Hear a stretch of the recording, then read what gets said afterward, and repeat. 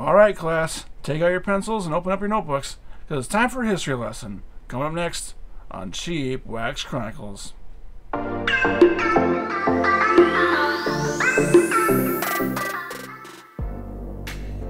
Hey, I'm Aaron. Welcome back to the C-Dubs. Today we're going to be discussing a facet of the hobby in the 80s that I find extremely fascinating, and that's these cigarette pack subsets that were released by the big three manufacturers from the early 80s into the early 90s.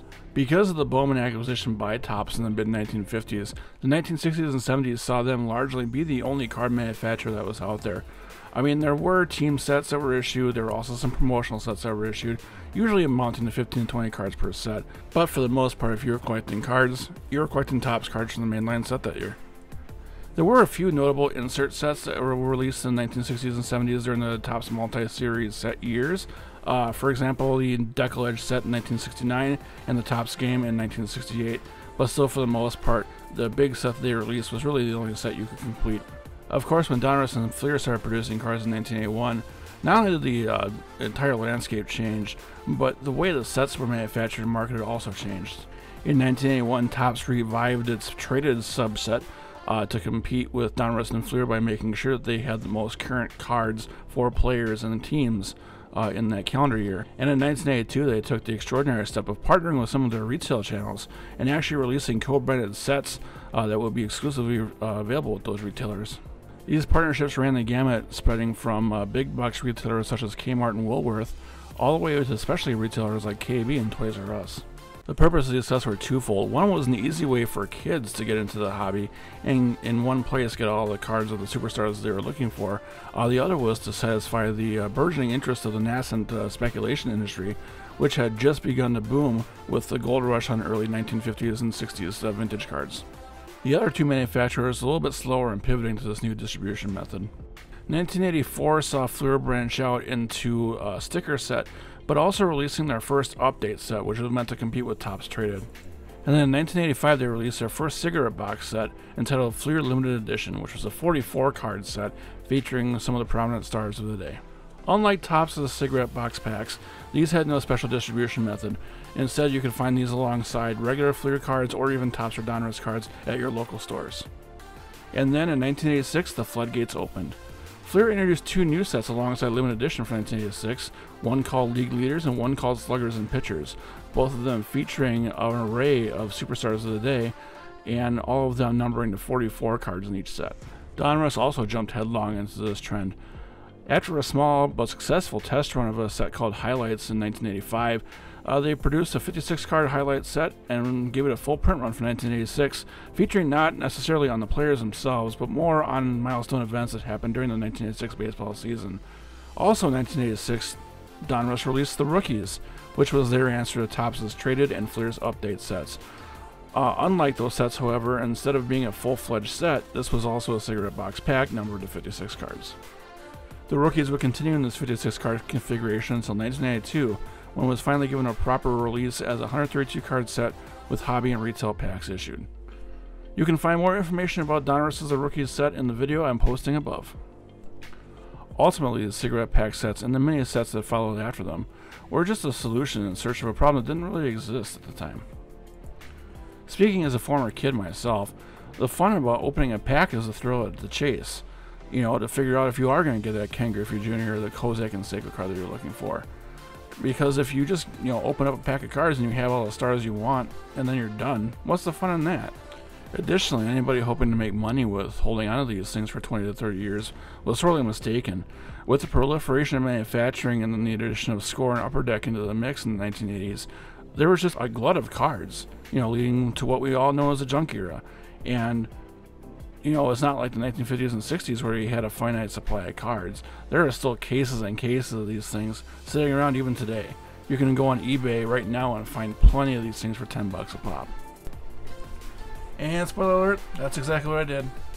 Except I went to my local card shop instead of eBay. So these came from 3starsportscards.com. Well, they didn't come from .com. They do have a website, 3starsportscards.com, but they came from the Bloomington store. Their flagship. I picked them up for ranging from $6 to $8 a piece. I did not buy the Donruss ones. I went on a buying spree of the cigarette card sets for Donruss probably about a year and a half ago, and I think the only one I'm missing is the 85 highlights. So because that one is so rare, I'm not going to come across them most likely, but I will show you in my binder, what those sets look like, and then we'll go from there. But what I do have for you is a couple of sets from 1986 and one from 1987. We're going to start out with this one from Topps, and this is one of the the retailer specific ones I was talking about. This one is Young Superstars of Baseball, and this is from KB Toys. And this is a 33 card set. You can see on the back they list all the cards you're going to get. So it's not really a surprise about who's going to be in that set, which is kind of unfortunate, but that's kind of the way it is. I'm not even entirely sure what these would retail for back in the day. And the cool thing about these, as far as print quality for these versus from Topps, is that these are probably about midway between the regular Topps Mainline and Topps Tiffany. So they have a little bit of an extra sheen. These are very similar to like the glossy Ascendants or like the All-Stars and Rookies you'd find in rack packs from the mid 80s from Topps. So they have these nice, and it's all in order. So it starts with card 1. Well, it normally would if I took card 1 out. So there's card 1, and there's card 33. So they're all in order. They're all alphabetical. Super fun for kids buying these, right? And of course they're going to be in toy stores. And then you got, there's, quite a few of these stars. These are all first, second, third year guys. So unfortunately, with this being an 86 set, you're not going to see like, for me at least, Kent Hrbek's not going to be in here. You're not going to see Ripken in here. But you will have standouts like Tony Gwynn, and then Don Mattingly is also in here. I thought he was. There he is, Don Mattingly. So these, they're fairly good looking cards. They're fairly basic as far as the design goes. What's odd to me is that they don't have the Topps logo on here. You don't have the KB Toys logo on here. So if you're going to go looking at, a price guide, or if you're going to pull up Beckett, for example. In fact, maybe what we'll do really quick is we'll see if I can pull up Beckett here. So let me see if I can bring a web browser up. And see if I should have.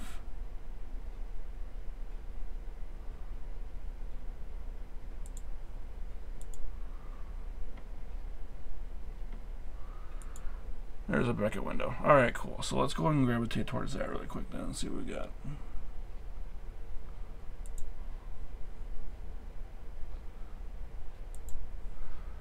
So yeah, if we're going to go look at this up, so we're going to do 1985 KB.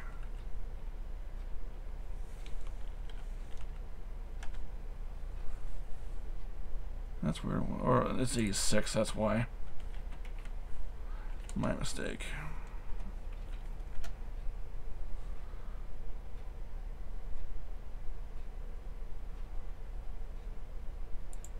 Still not showing it. That's really weird. There it is. The KB set.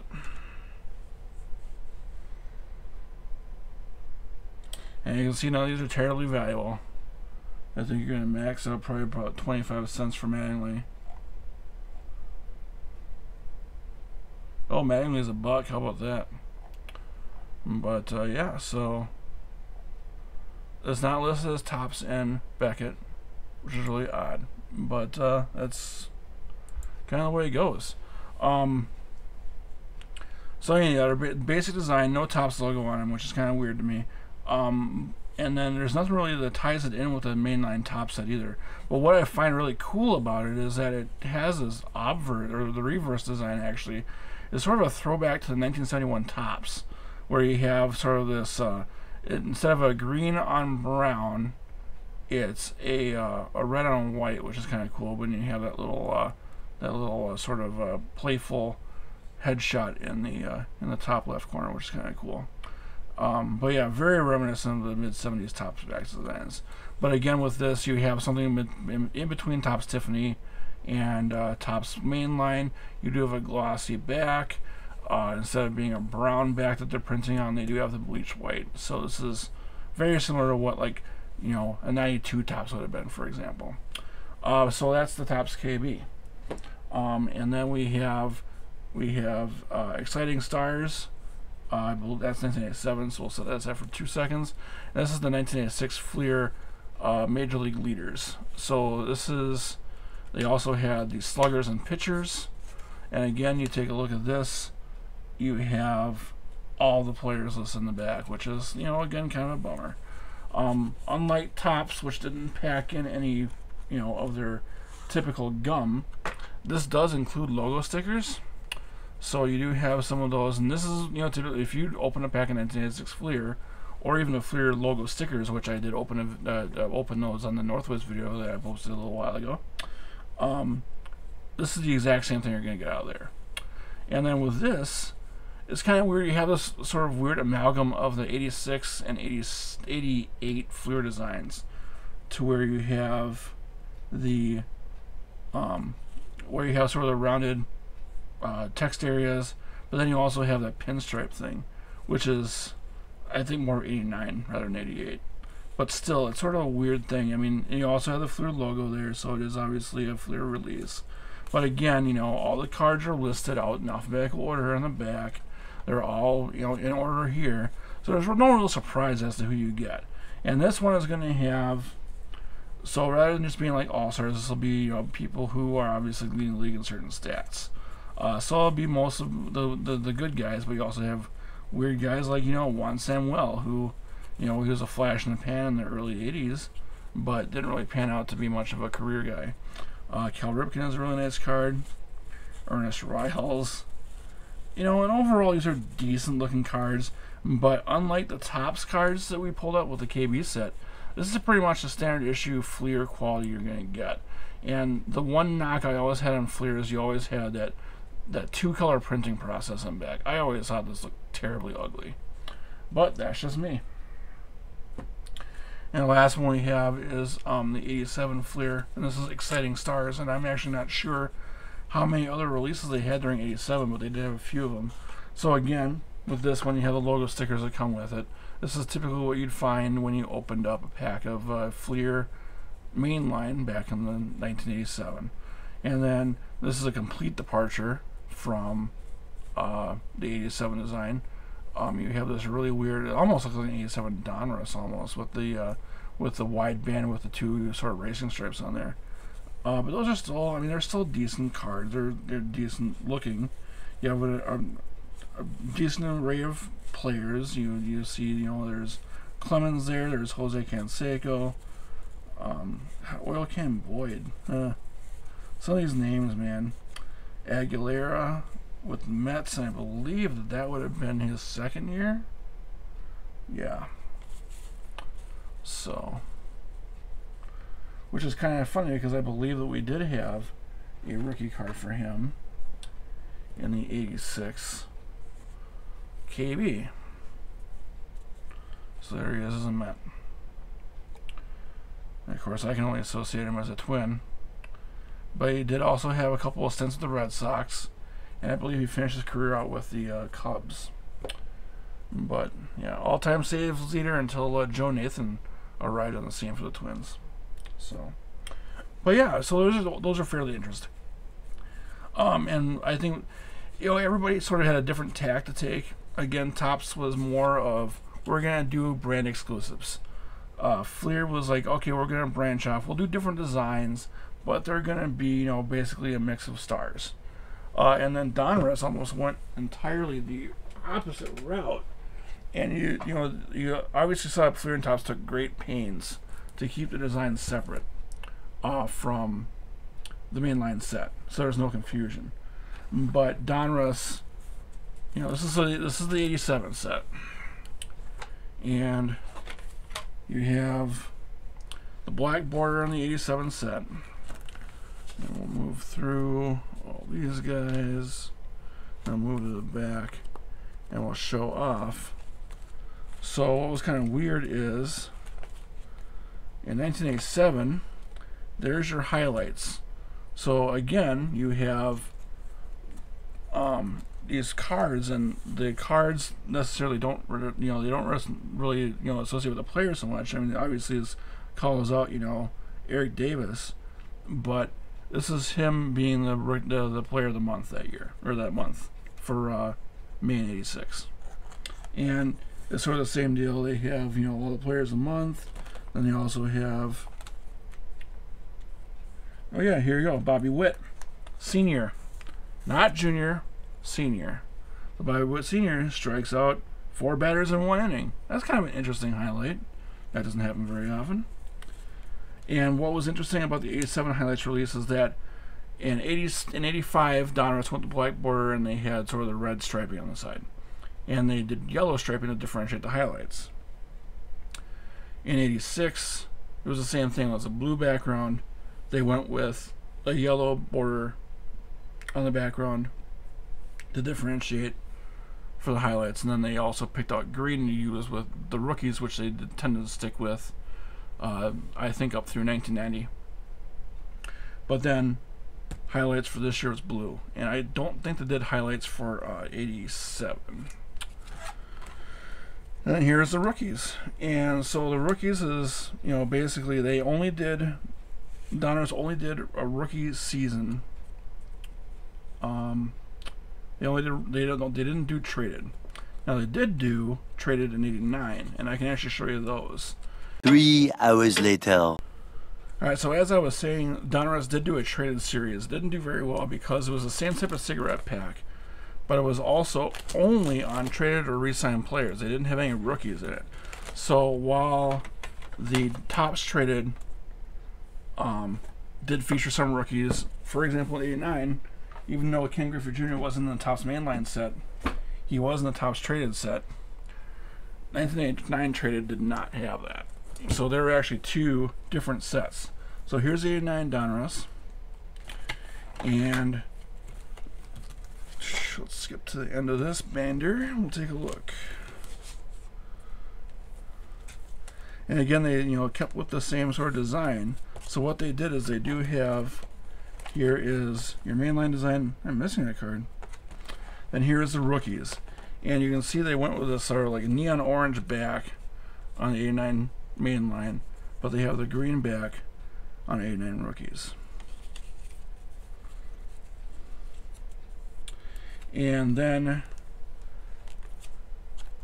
there's rookies, so it's denoted in 1999 by that specific logo. The rookies always had this logo. They didn't feature team logos, and that was what was so weird about when you went to traded, because that traded did feature the team logos, and it featured yellow backgrounds instead of your neon orange backgrounds like that. So, it was, again, sort of easy to differentiate.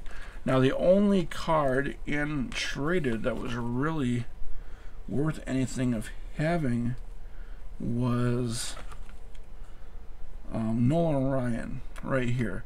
So this,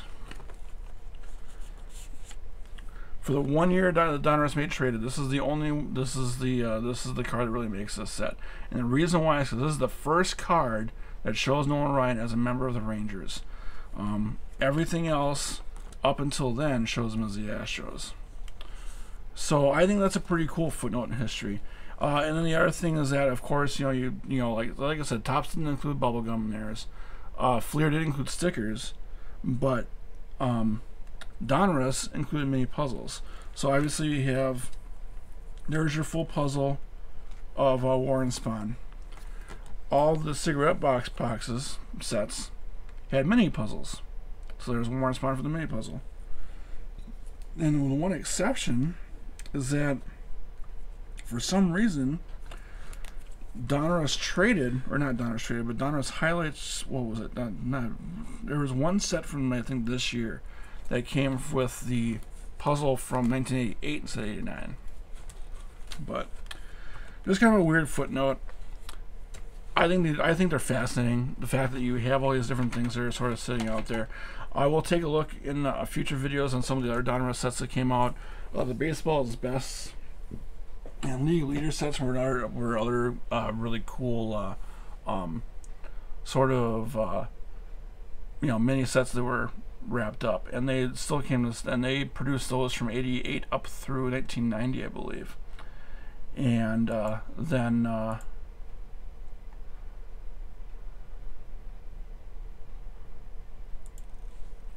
Yeah, so, and then also I want to take a look at the bonus card craze too, because that was a big thing, especially with Fleer and Donruss, where they, to fill out print run sheets, would actually create cards to put in specific packs, like jumbo packs, or blister packs, or what have you. Kind of the same thing that Topps did with rookies and all-stars and rack packs, but a little bit different because it was the same card stock. It wasn't anything that differentiated it, so it was just one of those weird pack-ins. But anyway, that's about all I got for today. If you have any feedback on videos, or if you have ideas for future videos, feel free to leave them below. I'm always happy to take suggestions. Until then, please stay safe and stay well, and support your local card shop.